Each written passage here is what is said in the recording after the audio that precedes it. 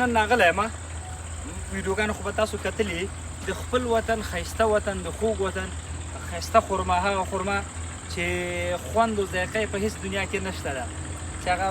وطن چې خرما وي په خرماو کې یا په کجورو کې مشهور وي د هغه نه بهترینه ذایقه لري هغه نه بهترینه خوند لري ځکه عوام خوږه ده اوبه هم خوږې دي هر څه مې خوږې دي همداسې کاکا بس حسین کاکا راته دا وږی وشکوه نو دا راته وشکوه راته وویتلې چې هر څونه سو صحیح ده یعنې مومن صاحب ته د دې باغ د کجورو دغه حق ادا کې د خپل وطن د میوه نه نښلي یعنې دې ته یې نه پرېږدي چې دا دلته خوسا شي یا بالکل راځئ ورونو جلال آباد ته چې راځئ هډې فارم دلته دی دلته قسمه قسم میوې دي په دې باغ کې وګورئ هغه خواته هغه هم شته دي دا څو موسس هم در سره په څنګ کې ولاړ دی د خرما او بابا چې په مشرقي او افغانستان کې تکثیري هم دا دی ماشاءالله ستړی مه شئ اصلي خوږې خرما چې خورئ دا د اطرافي صاحب برکت دی او اطرافي صاحب الله دې دومره عمر درکړي ستا فعالیتونه موږ څارو خپله د زړه کې دا راشي چې یاره ما ته وختي هلته ومویل ما الله دې وایم څه وایم چې ډېر د احترام وړ شخصیت دی الله دې ورته اجر درکړي زه په دې باغ کې وګرځېدم ما دې شینواري ته وویلې ما قسم دې د خوشحالۍ نه داسې یو احساس کوم چې صرف ډپریشن هر څه ختم دي نشته خصوصا چې اجوه مې ولیدله دا من صاحب په دې مایوبه خپه باندې تر ګرمسیره پورې زه تللی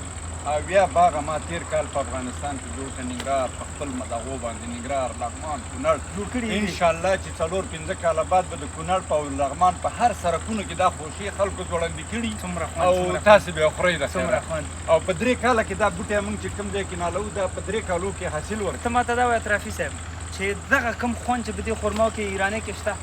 نه د سعودي په خرماو کې شته پاکستاني کې شته اجوک څنګه دلته هغه ذایقه چې په دې زموږ په خرما کې ده دا صرف الله پاک حکمت په دې اوبو او هوا کې دا راته وایي چې دا اجوه دې څنګه دلته راوړې ده اجوه میوې بوټي دلته کېنولي دي دا د خلکو به د عربانو به د خپل تجارتونو په خاطر باندې همدا ویلې چې دا د نبي علیه السلام د باغ نه بغیر بل ځای کې نه کېږي دا تجارت ژوندي ساتلو دپاره دوی دا کار کولو موږ هم راوړه چې دا هم د نبي علیه السلام د خاورې نه بهتره خاوره ده بس دلته موږ هم وګوره دا انشاءالله چې ټوله یو خاوره ده دا هم د رسول الله صلی الله علیه وسلم خاوره ده موږ ته دعا کړې ده او انشاءالله دا درته وایم چې داسې ورځ به راځي د دې خلکو نه دی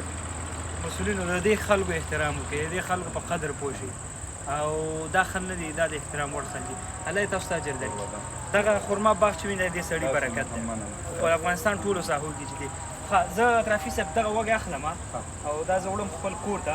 هغه ورونه چې راځي چکر ته راسي د څو پورې جالۍ ته لرې کړي جالۍ ته لرې کړي خیر دی تا ته به دې خوشه کې مونږ لږ شانته نور تشریم درکړو چې دا بعضې شنې دانې دي دا چې د خوراک نه دي دې کې علت د ښځه او نه رسېدو دي ښه دا به یو بل سره یعنې دې هر ګل ته مونږ نر ګرده ورکړې ده او ګرده چې کمه شي بیا که ور نه کړي بیا دغه شی ته جوړېږي دا ګوري او چې بیا ښه پخه شي ماشاءالله ته وګوره دا د دې ذایقه دا خوند وګورئ دا دغه وګورئ تاسې عربان بیا په نړۍ کې قیمتترینه خرما دا ده چې نیمه پخی او نیمه دغه یې دې ته رطوب ورته وایي چې دا بهترینه خرما ده او ذایقه یې وګورئ بس چې راغلی یم خوراک به نه یم مړېږم پرې نه شینواری ورور وخوره لاس مې چپ دی خو وروسته به وخورم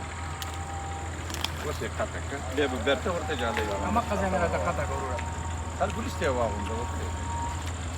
هلته کم دی د دې دا د ګردې مومن صاحب د سرخروت نه یو ځای نه کوم ځای کې چې په ننګرهار کې نر خرما ولاړه زه ځم مدینه را سره یې د هغې ځینې ګرده راوړم او په دې باغ یم دا 2700 ښځې ټولې خزینه دي او شپږ نوه خرماګانې دي ماشاءالله هغه د عربي اماراتو وتلې نسلونه دي او موږ هم دې تکثیر وکړه داسې تکثیر هم چې ماشاءالله افغانستان کې وکړه چې انشاءالله الله دې ته اجر درکړي ښه ډېر دا راته وتله هلته پورې غاړه ځئ چې ځو راځئ اطرافي صاحب ته ځې را سره الله دې ژوندی لري ما ته تاسو ته به یو شی برابر کړم بس دغه هر څه دي السلام علیکم